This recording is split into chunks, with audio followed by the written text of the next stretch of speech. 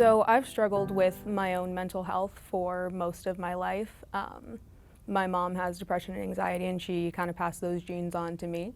When I was about 5 years old, I lost my uncle, who I was very, very close with. I was always a pretty shy kid, and I was also overweight, and I was bullied throughout elementary, middle, and high school, because of these things. I would either eat, cry, or self-harm to kind of cope with what I was going through. And the unhealthy coping mechanisms just made me feel so much worse. Mental health is seen as a myth among some, sort of disregarded, and it's not seen as sort of legitimate in the way that physical and biological health is.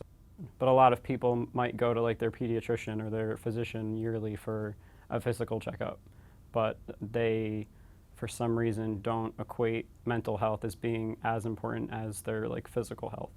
And college students specifically, I think sometimes it's hard for people to determine like where the line is, mental health and mental illness, and where they should sort of seek help and when.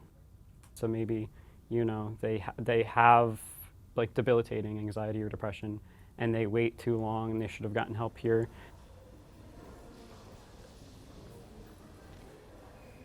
When people are experiencing mental health problems, they're kind of comparing it to what they see in media and how TV and movies portray people with mental illness. And so if you believe that somebody who has a mental illness is violent and you don't fit into that identity, which it's not even true. That's a misconception about mental illness, that someone is violent when really they're no more violent than anyone else.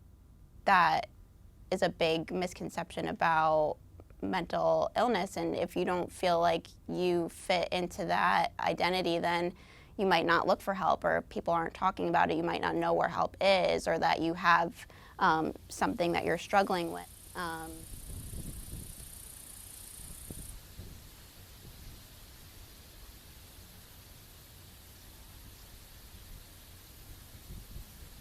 When I was 15, I was rushed to the ER after a suicide attempt, and they couldn't really discharge me from the hospital without, setting up a crisis worker to come to my house the next day and, decide on a plan of action for treatment. So that was really a turning point in my life. But, I only sought help after it got, to the worst point.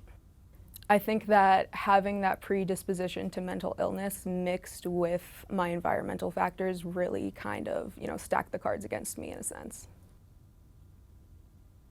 Over half of all students living with mental illness will drop out of school, and suicide is the second leading cause of death for college students. So those are like really big statistics, and that's really affecting students, especially because a lot of people who are struggling with mental illness, they aren't receiving a diagnosis until their mid-20s. So at that point in your life, you're in college and you're experiencing everything, and then also on top of that, like you're not going to maybe know what the symptoms are until that point in your life.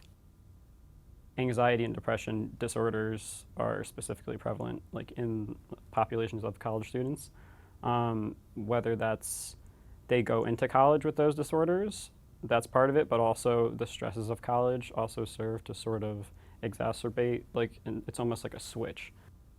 So like everybody has feelings of they're anxious or maybe they're sad, but in terms of having a disorder, sometimes their disorder triggers, like the switch gets flipped on during college because of the stress.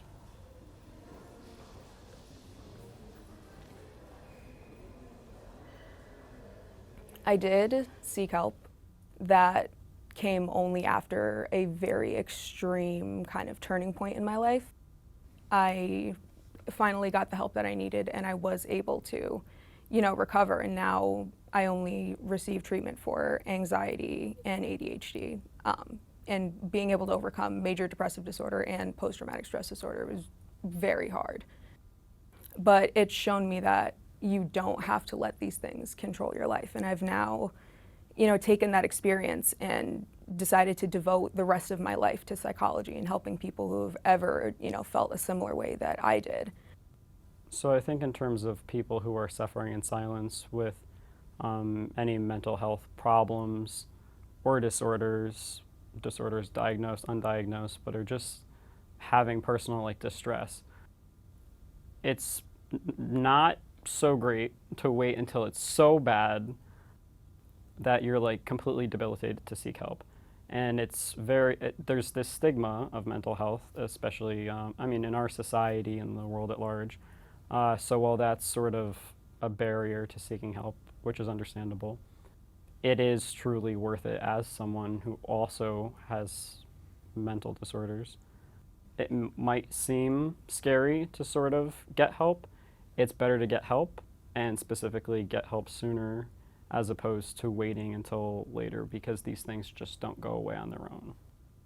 I think it's really important that people talk about it, because if we're not talking about it, then people don't think it's happening, and it is happening. And if it's happening to you, you feel like you're the only one that it's happening to. So things like this, projects like this, that really shine a light on how prevalent it is, and people talking about the resources. Like, I know that there is a really awesome resource center here now, and events where they have other community agencies come in and talk about what resources they do offer, and if they're accessible, which many of them are. So talking about all the things that people can access, and understanding the whole thing better.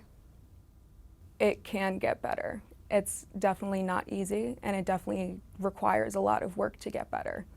And there are going to be days where you have to work twice as hard as the next person just to get by.